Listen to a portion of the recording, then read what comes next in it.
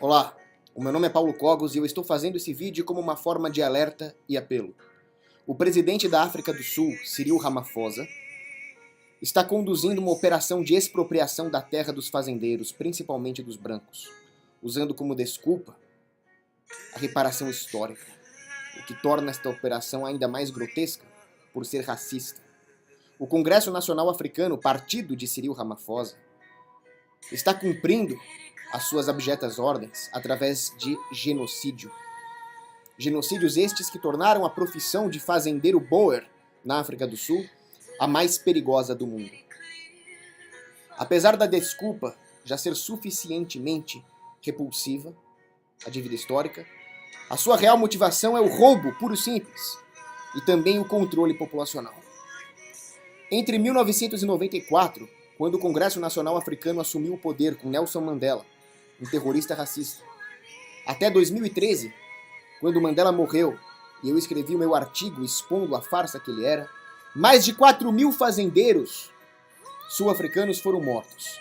Destes, 15% eram negros.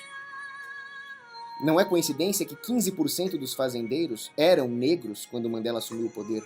Ou seja, brancos e negros estão sendo todos mortos, indiscriminadamente. O ser humano inocente é vítima dessa operação.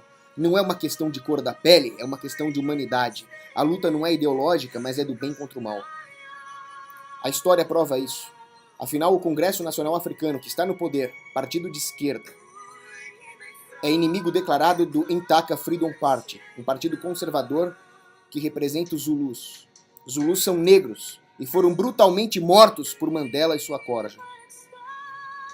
Julius Malema, um dos piores bandidos da África do Sul, membro de um partido ainda mais radicalmente de esquerda socialista chamado Economic Freedom Fighters. Vejam bem o nome.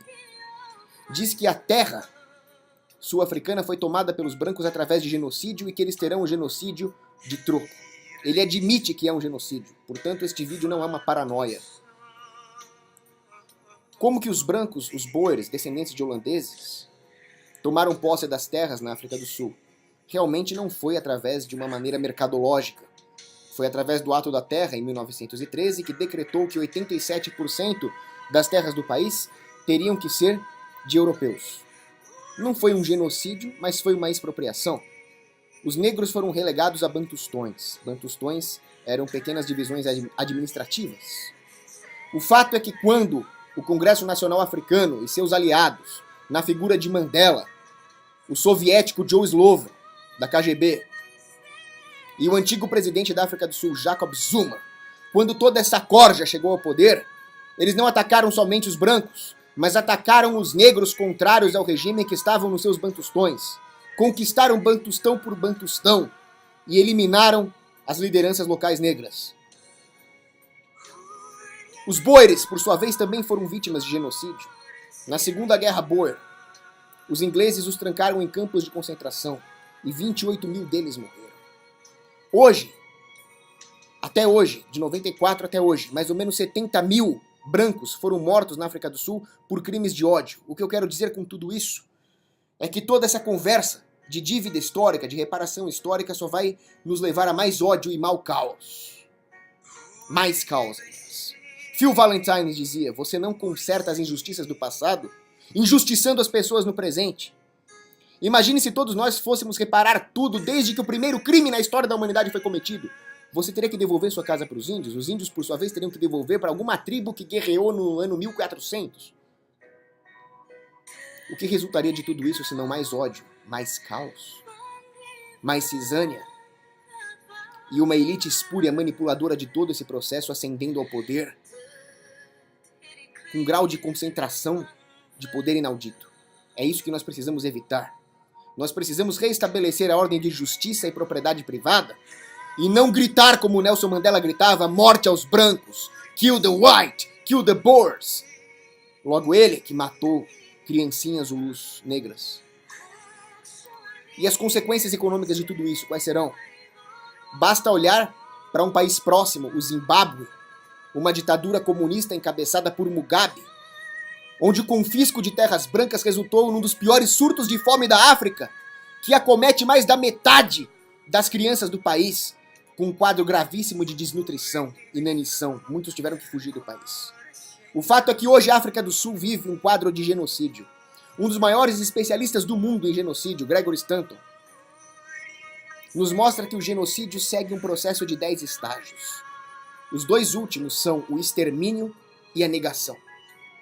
Na África do Sul, os estágios 9 e 10 estão acontecendo simultaneamente. Os fazendeiros brancos estão sendo mortos, negros também. Mas há um denial, há uma negação de que haja realmente um genocídio branco, principalmente por parte da mídia internacional, a serviço dos corporativistas e globalistas, que têm todo o interesse em colocar a mão nos recursos minerais da África do Sul, que são abundantes e estratégicos. Esta mesma mídia, que alardeia a morte daquele menino curdo, para que os europeus aceitassem ser invadido pelos muçulmanos, pergunta se essa mesma mídia está mostrando o genocídio dos fazendeiros boeres. Não está. E o objetivo, como eu já disse, é controle. O próprio Gregory Stanton diz: propriedade privada te dá o poder econômico de se opor ao governo. Sem propriedade privada, não há base de poder econômico para tal oposição. No final das contas, quem controlará a África do Sul, quando a poeira baixar, quando o sangue terminar de jorrar, é alguém acima do próprio Congresso Nacional Africano. De Beers, que explora os diamantes de sangue.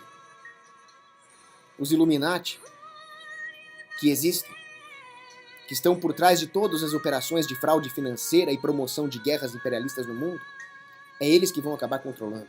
Os Illuminatis não são ETs, não são reptilianos, não são demônios. São humanos inescrupulosos que usam o próprio sistema político para controlar outros países e destruir a autonomia dos seus povos. É por isso que eu estou fazendo esse vídeo, e a ideia de fazer esse vídeo não foi minha. A ideia foi do meu amigo Aloysio Alcides, a quem eu agradeço, e agora eu faço esse vídeo servindo como um mero instrumento de Deus para divulgar o que está acontecendo na África do Sul. Eu tenho um canal com mais alcances do que o Aloysio, por isso ele me pediu para fazer isso. Existem youtubers com muito mais alcance que eu. Esses youtubers podem não concordar com as minhas ideias políticas, que são extremamente radicais, mas esta não é a hora de nós nos dividirmos por causa de vertente política. Nós todos, capitalistas, conservadores, libertários, a direita em si, esta é a hora de nos unirmos em torno daquilo que nos torna humanos, um common ground moral. Afinal, vamos hierarquizar os conceitos. Antes de termos a posição política X, Y ou Z, nós somos humanos. E precisamos fazer o certo. Não podemos nos calar diante do mal. Portanto, se vocês não gostam de mim, não concordam com as minhas outras posições políticas, ignorem, pelo menos uma vez, o mensageiro e foquem na mensagem. O que eu quero é que aqueles que estão assistindo a esse vídeo façam o que eu estou fazendo, divulguem também e façam ações concretas. Se vocês conhecem um empresário, um influenciador, uma celebridade, seja ela qual for, de qualquer ramo de atuação, ou até mesmo um político, um alto oficial das Forças Armadas que seja, que possa ajudar a divulgar as atrocidades que estão acontecendo na África do Sul e patrocinar de alguma forma a evacuação de civis não combatentes que estão sendo caçados como animais, façam isso. Eu não sei como vocês vão fazer, eu sou um teórico. Eu não sei exatamente quais medidas práticas nós podemos tomar, mas vocês que estão assistindo esse vídeo vão saber. Façam a sua parte. Um navio flutua porque nunca um rebite desistiu de fazer a sua função porque ele não é o propulsor ou o casco. É isso que nós temos que fazer. Nós não vamos sacrificar nenhum princípio libertário. Mas nós não podemos sacrificar o grande princípio moral, que é agir, não pecar pela omissão e fazer alguma coisa por aquelas pessoas que estão sofrendo. Imaginem quão mesquinhas seriam as nossas diferenças no caso, por exemplo, de uma invasão alienígena. Para essas pessoas da África do Sul, que estão dormindo à noite nas suas fazendas e escutam o roncar dos motores dos jipes inimigos, o tilintar das facas, e sabem que ali as suas mulheres serão estupradas, as suas crianças serão mortas, para eles, esta é a invasão alienígena. O que importam as nossas diferenças agora? Vamos fortalecer o espírito humano em torno do que é certo e expurgar as uniões artificiais. Não odeie o seu inimigo o político, o youtuber, mais do que você deve amar o seu próximo. Afinal, nós não vamos vencer a guerra contra o mal com bravatas, com memes, com a caricaturização do mensageiro, sem refutar a mensagem. Nós só vamos vencer com ações concretas de caridade. É assim que se constrói a civilização do amor, já dizia o Papa São João Paulo II. Lutemos contra o mal moral. Afinal, Joseph de Maistre nos lembra: se não houvesse mal moral, não haveria mal físico. É isso que eu peço nesse vídeo. Não sei de que forma, mas de alguma forma mobilizem-se pelas pessoas vitimadas pelo Congresso Nacional Africano, vítimas de genocídio. Muito obrigado. Que Deus nos proteja e que Deus proteja essas pessoas. Amém.